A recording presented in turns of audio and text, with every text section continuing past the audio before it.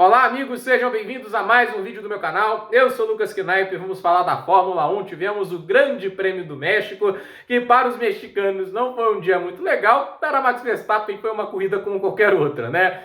Largou, correu, ganhou, né? O Verstappen de 19 corridas esse ano ganhou 16. É um domínio que me lembra até o Mark Marques na MotoGP, né? Tinha umas temporadas que o Marques acho que ganhou as 12 primeiras, era uma coisa absurda, né? E pensar que nas 4 primeiras corridas do ano tava 2 vitórias para cada piloto da Red Bull, dali para frente, né? Depois daquela corrida em Miami, eu não acho que Miami é o ponto de virada, né? O Verstappen vai lá bem, né? Tudo isso, passa o Pérez lá no final. Para mim o ponto de virada é Mônaco, né? E depois tem as atualizações, tem todo aquele negócio, mas acho que a batida em Mônaco foi o que destruiu o Pérez mentalmente.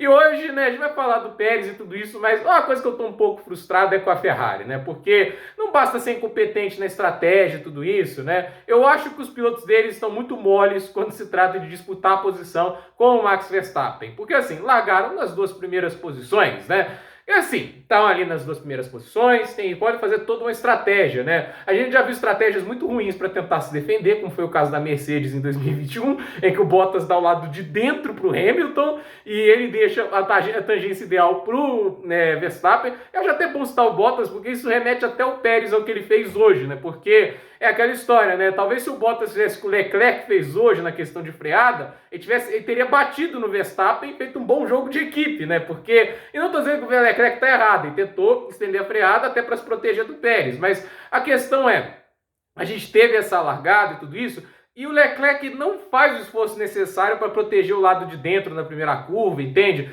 Para ter a tangência ideal para manter a primeira posição. Ele vê o Verstappen se aproximando, não faz o esforço para o lado de dentro, e acontece que o Verstappen vai lá, coloca de um lado. A gente nem cita o Sainz aqui porque ele largou tão mal, a gente esquece que o Sainz largou em segundo, né? O Sainz foi um piloto, inclusive, assim, a gente só viu que estava sendo atacado pelo Russell, né? De resto, o ritmo dele foi muito fraquinho, entende?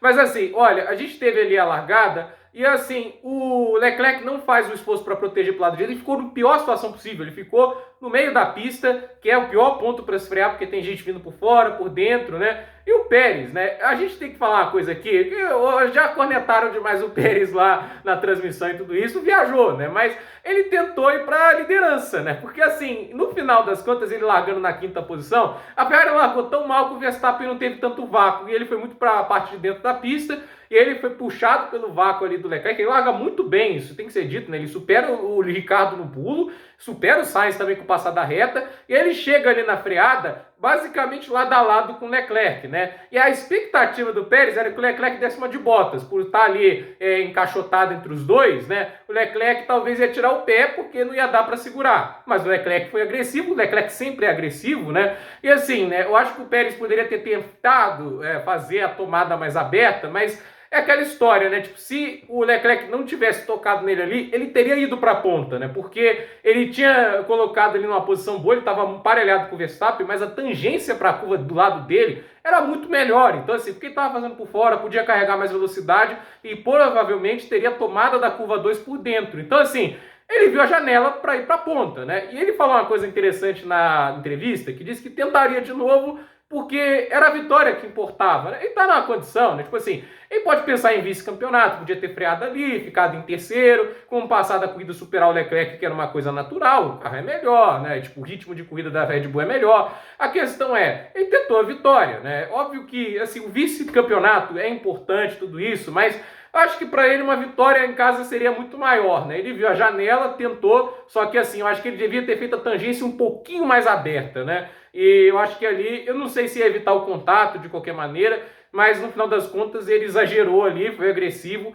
e acabou abandonando. Não é uma pena para ele, né? Mas assim, pelo menos eu valorizo, porque ele tentou, né? Porque tem piloto que não tenta, né? Para mim, o Leclerc nem tentou. O Sainz nem considero que largou tão mal que não fez parte da equação, né? E aí a corrida foi seguindo, teve a questão de ritmo de prova, o Hamilton estava com um ritmo interessante, aí a Ferrari, eu não sei porquê, fica estendendo a parada dos seus pilotos, né? Como se isso fosse resolver algo, entende? O carro é o pior em conservar pneus ali dos mais fortes, né? Então, assim, eles perderam a posição para o Hamilton no box com o Sainz, e depois ali na segunda relargada, depois que o Magnussen causa aquela batida, né? Hamilton coloca os médios, passa o Leclerc, mesmo andando de médios, ele não consegue andar mais rápido, entende? Ele abre quase 10 segundos para o Charles Leclerc. Então, isso mostra, assim, como a Ferrari tem um problema crônico em desgastar pneus. E, assim, elogiar o Leclerc, porque, assim, antes da bandeira vermelha, ele estava colocando tanto tempo no Sainz com a asa quebrada. E não é a primeira vez que isso acontece, aconteceu em Silverstone ano passado, acontece de novo. Tem horas, assim, que o Sainz tem um ritmo muito fraco, assim, muito de patrulha, né? Mas para mim, o Sainz ele é ofuscado em ritmo fraco por dois pilotos que eu não posso deixar de falar aqui. Um deles é o George Russell, porque o George Russell foi muito mal nessa corrida. Olha, não dá para passar pano pro fato de que ele terminou quase 30 segundos atrás do Hamilton e eles largaram quase juntos, né? Tudo bem, o Hamilton estava uma posição à frente, né? Tipo assim, o Sainz à frente entre eles, né? Mas ainda assim, né? Tipo, 30 segundos quase, né? Tipo, e ele foi superado pelo Norris, que estava lá atrás, né? E com o mesmo jogo de pneus, com o mesmo tempo de duração. Assim, o ritmo do Russell em corridas esse ano tá fraco. A gente viu isso em Singapura, quando ele tinha a chance de ganhar, o Hamilton estava bem mais rápido do que ele. Em uma volta lançada, o Russell consegue até tirar mais desempenho às vezes, mas no ritmo de corrida o Hamilton tá dando um baile no George Russell, né? Mas para mim o pior foi o Oscar Piastri, porque, olha, o Norris largou de 17º, porque não conseguiu fazer uma volta na classificação. Ele caiu para 14º na relargada. E o Piastri, que estava na sexta posição, sétima, mas que seja, estava várias posições à frente. Ele não atacou o Ricardo uma volta sequer. Pelo contrário, estava sendo atacado pelo Tsunoda. Aí depois os dois se bateram. O Tsunoda jogou uma grande chance no lixo. Ele poderia ter passado o Piastri e depois passado o Daniel Ricciardo. Ele estava com mais ritmo que os dois. Perdão. E assim, o Norris, ele caiu para 10º. Ele estava em 10º, caiu para 14º na relargada. Ele largou mal. Ele passou os carros na relargada. A corrida do Norris é incrível, tudo bem. Mas é o mesmo carro do Piastri. Ele passou esses caras, ele passa o Piastri, ele passa o Ricardo, ele passa o Russell.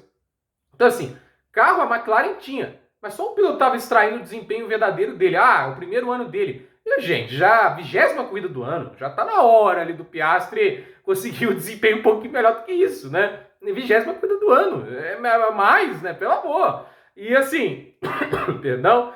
A gente teve aí, assim, a ordem da chegada. Verstappen em primeiro, Hamilton em segundo, Leclerc em terceiro, Sainz em quarto, Norris em quinto, Russell em sexto, Daniel Ricciardo em sétimo, Piastri em oitavo, Albon salvando um ponto em nono, o Ocon em décimo, Gasly em 11º, Yuki Tsunoda em 12º. Olha, o Tsunoda tinha a chance grande de chegar em sexto, né? Visto que ele estava andando bem no final, mas exagerou ali na tentativa de ultrapassagem, né? E mesmo o erro do Pérez, né? Tipo, ele forçou demais. Acho que o Tsunoda é pior, né? Porque é aquela história, né? Ele era no ritmo de corrida, não tinha ninguém por dentro, ele forçou e os dois se tocaram, né? Ele basicamente achou que era underground 2, ele ia bater no cara e tirar ele de lá. E assim, o Hülkenberg em 13º, coitado, os pneus acabaram no final. Esse carro da Haas morre pneu de uma maneira inacreditável. Bottas e Zhou fecharam ali a corrida. Bem decepcionante, inclusive, o desempenho da Alfa Romeo, né? 14º, 15º, foram tão bem na classificação. Abandonaram o Logan Sargent, né? Eu não sei se ele abandonou, acho que as 2 voltas do final. O Stroll estava fazendo muita bobagem na pista. Alonso, Magnussen e o Sérgio Pérez, né?